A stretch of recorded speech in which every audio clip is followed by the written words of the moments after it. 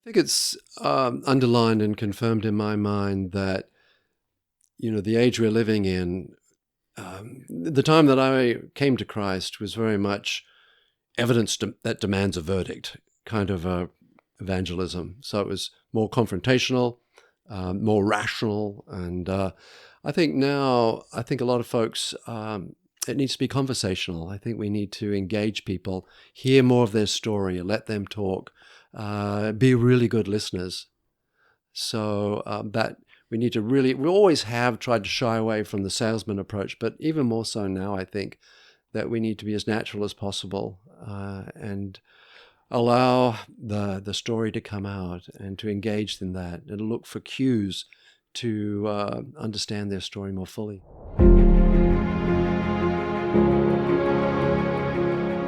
John, it's great to be here with you. We're sat in Martlesham on day 7 of AWAKE Suffolk Coastal. It's been great to have you here. Would you just like to introduce yourself a bit and tell our people why you're here? Right. My name is John Lillyman.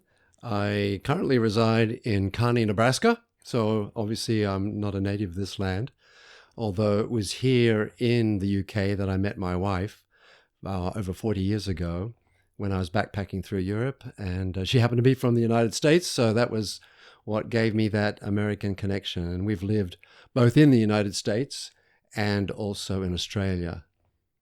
But, TFM, that connection came about probably in the 90s, I would say, for me. Tell us a bit about how you first came to faith. Well, I grew up, as many Aussies do, in a pretty, not much exposure to the Christian faith. I think there may be a little bit of Sunday school in 1 year of my early life. But it was really in my university years and through my architectural study, particularly in the theory of design, that I began to ask God questions about design questions and the grand architect of the universe sorts of questions. And in that journey, there just happened to be a copy of John Stott's book, Basic Christianity, in our home. And that really was what sort of instructed me as to how to understand and interpret what I was reading in the Bible. So I would say that John Stott led me to Christ. Wow. Yeah. Am I right in thinking you're a first-generation Christian? Yeah, but, I think there was probably some faith in my grandfather's life, but because I became a Christian, lived in Australia for about another year, then took off for Europe, I didn't have a lot of sort of deep conversations with him. But yeah, it was pretty much a fog in our family and family history. And I certainly remember when the first time I went to church, my dad sort of ran out after me and said, "You don't have to go to church to be religious." And that was sort of the attitude that we're all sort of Christian, aren't we? We don't need to do much more with it. Just, we're Church of England, and that's good enough. So fast forward, John, all those years to your decision to join us on AWAKE Suffolk Coastal. It's a major commitment for you. You're thousands of miles away. We're living thousands of miles away in the Midwest. And I know there's a lot of inconvenience and long travel, all of that. Tell us a bit about how Holy Spirit guided you towards this commitment. Well, that's a big one to sort of unpack, because my connection with TFM goes back, as I said, probably to the early 2000s when visiting with a friend, Michael Apicella, who was living in Bury St Edmunds at the time. He introduced me to a book that he had just written called 24/7, which gave examples of what it means to live out your faith in sort of everyday life. And one of those chapters covered the Walk of 1,000 Men, which put a light bulb of excitement in my head to try and do something like that in Nebraska, where I'm currently living and was living then, of course. And so we started to experiment and got in touch with Reverend Daniel Cousins, and he very graciously gave us any material that we needed to help in that process. And so, I was already involved in evangelistic work, but that gave us something for men particularly to participate in, and it seemed to work beautifully in our environment. So all to say that it was really the seed, and the fruit that came from that has gone on to create this general long-term interest in TFM and wanting to keep in touch with things here. That's wonderful. And just for our listeners who aren't aware of what Walk of 1,000 Men is or was, it's one of the ministries of Through Faith Missions, where large groups of men would go and evangelize on walks, like Walk the Pennines and Walk Cornwall. So that's wonderful. And I think we were introduced to each other via George Martin, your team leader this week, right, and mutual friend. And we've just kind of connected and kept in contact. And we have a monthly video call, don't we? That's and right. This month is an upgrade. We're actually in the room together, which is incredible. So, what do you think God is saying to you about your experience here in Ipswich, and any spiritual observations you might have? Wow, another good question.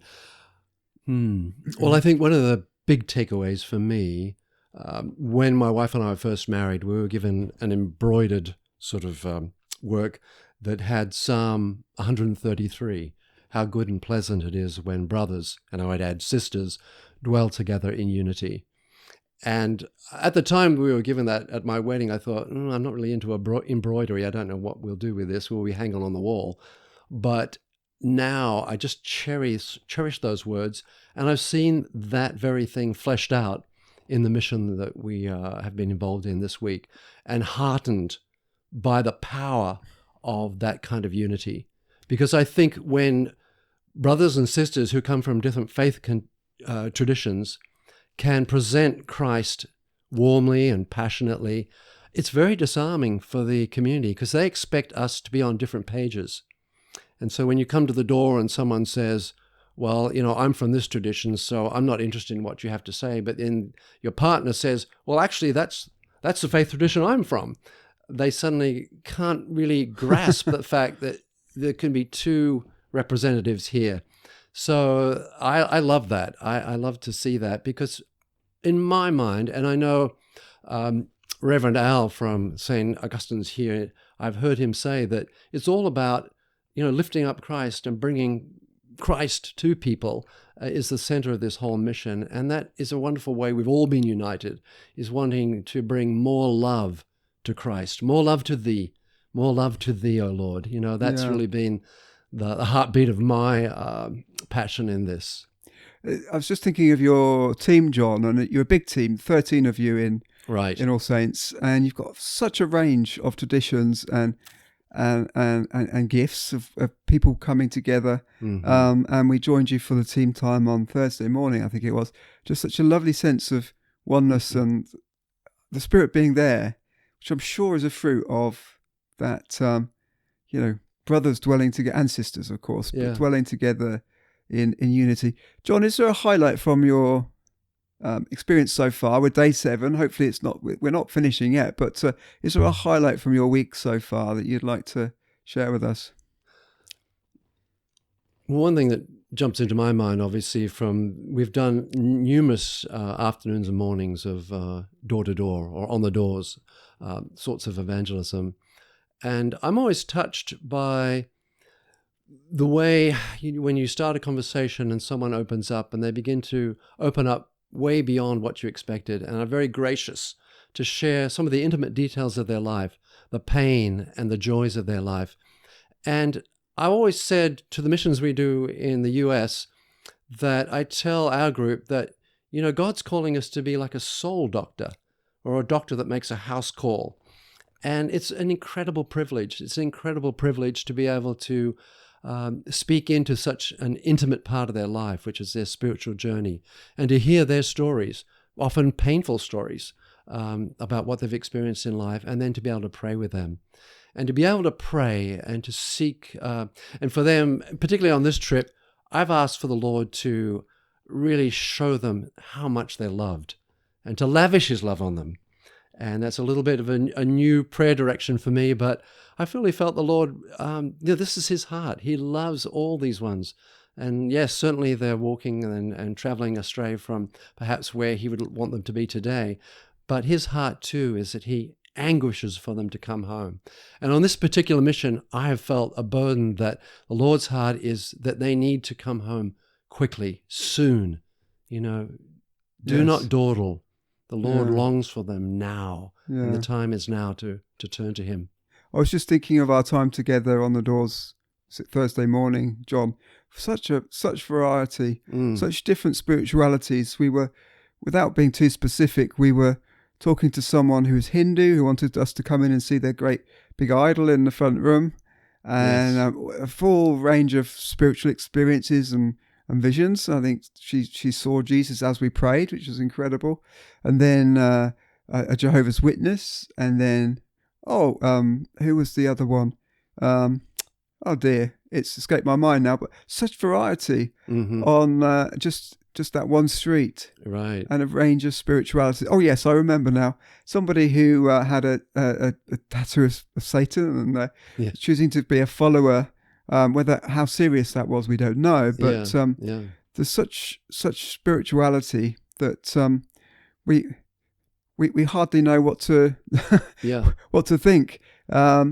John, tell us about your experience with Pastor or Vicar Al and All Saints. What's the Spirit saying about that church and that area, do you think? Oh, Pastor Danny. Yes, sorry. Absolutely. Yes. I just admire his, in one regards, we're doing sort of messy church, that he's just so open to the Spirit's leading, and it's not a church that's pristine, but purposely so, because a lot of these folks and their background, they're coming from such, hard backgrounds, and they need to be felt welcome the minute they come in the door. I think that he's doing a wonderful job in making all people feel very loved and welcomed. And as you know, this is like the crossroads of nations here. Yes. 37 different languages spoken in the public schools. I mean, that's astounding. This is like the crossroads of the world. There's so many people types here. And so, again, how good and pleasant it can be and would be for brothers and sisters to dwell in unity here. That is, when we see that in a church, it's a beautiful thing too, to see so many nations getting along and enjoying each other. So a great witness. Yeah. Again, unity in that sense. Yeah. Unity, but not uniformity. That's for sure. Yeah. Beautiful. What was it the great Moravians said? In essentials, unity. In non-essentials, diversity. In everything, unity. Something like that. But John, what would you say, your experiences in America and your evangelism in America, is there any strength from that you would want to speak into our evangelism here? And indeed, after this week, is there anything that you would want to actively take back and impart into your evangelism in Nebraska? I think it's underlined and confirmed in my mind that, the age we're living in, the time that I came to Christ was very much evidence that demands a verdict kind of evangelism. So it was more confrontational, more rational. And I think now, a lot of folks, it needs to be conversational. I think we need to engage people, hear more of their story, let them talk, be really good listeners. So that we need to we always have tried to shy away from the salesman approach, but even more so now, I think that we need to be as natural as possible and allow the story to come out and to engage in that and look for cues to understand their story more fully. Wow. I know we're both also passionate about the prophetic and the gifts of the Spirit and seeing where the Spirit is blowing in every scenario. Yeah. And as much as we have our questionnaire, we have our sort of fallback materials. It's very exciting when Holy Spirit gets involved and we decide to go with that rather than pull back to something that's safer. Yeah. Just remembering you praying on your knees on that doorstep for healing, and it's just a moment that's very beautiful. Nobody has to kneel down to pray for healing for someone, but I think the Spirit was saying to you, kneel down, and it was just a wonderful moment. Something that I thought about after that, as I reflected on it too, because you're right, it was just, I felt that the Holy Spirit said, you're to kneel at this point and pray. But I thought I was at the level of that little child that was at that woman's knee. Yes. Yeah. And I thought that was really important. Yeah. that he would see me speaking to the Lord at his level. You know, Jesus was so, I could just see him always reaching out to the children, speaking to them at their level and loving them. And I thought sometimes it's a very adult conversation level, but sometimes, as in that case, children are at the door as well, Yes. accompanying the adult, and they're listening in. They're curious to see what's Yes. happening and what's this person's attitude. And so if they can hopefully see love in my face as I pray, and I think that may speak to them volumes. They're a sponge, aren't they? So Yeah. they're taking everything in They are. with no filters. Yeah. And it's so lovely to make sure the child is sort of included and part of it. Yes. Rather than very just true. spoken over. Yeah, absolutely. So, John, you've got an early start tomorrow. You're going flying back to Nebraska. Yeah. It'll be a punishing journey. We'll be praying for you. But do you think after this week we'll be able to tempt you back for a future mission at some point? Well, I'm already trying to think now, which guys can I tap on the shoulder that would come and experience this?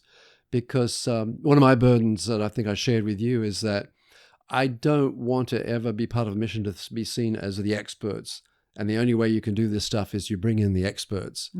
I think, and we've seen it in this particular mission, we've already seen it, that we want to leave with a team already, maybe it's a fledgling team, but a team already in the works that will carry on from where we left off. I think that's really important.